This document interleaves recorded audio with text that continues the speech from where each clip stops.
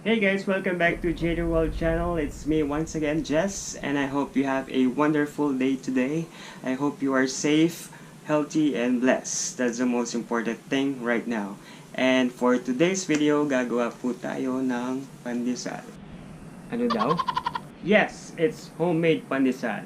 Hindi po kami panadero or anything.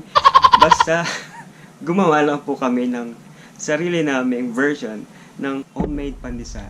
Hindi po kami expert sa paggawa ng pandesal or pagbe-bake or pagluluto. It's just that we have a lot of time right now doing the things that we don't do usually. Eh di wow, like before na may trabaho po kami sa labas. Okay? But right now, itatry po namin gumawa ng pandesal. I hope maging successful. Pagdasal po natin. Okay? Alright, but before that, let me say thank you for all those who supported this channel. As of now, we have a 1.6 thousand subscribers at hindi na po masama yun dahil 1,600 na po ang taong sumusubaybay dito sa ating channel. At kung ikaw ay hindi pa nakasubscribe, sana po mag-subscribe na kayo, like, and share kung nagustuhan nyo itong video. And so much for this intro. Wag na natin patagalin pa. Hindi pa kayo nakasubscribe sa ating channel, please do subscribe. At kung nagustuhan nyo ang ating channel, please give some love. Okay? Alright, so roll intro.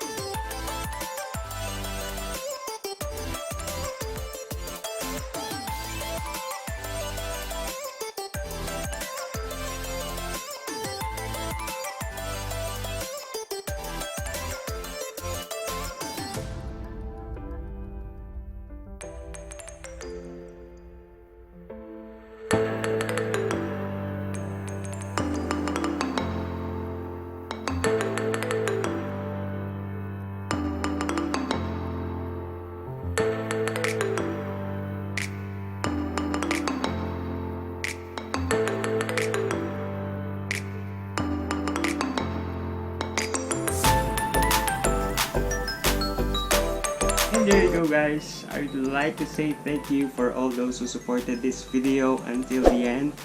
If you will going to ask me anong lasa ng pandesal or pandesito, masarap naman siya, kaya lang syempre may kailangan pa rin ng improvement.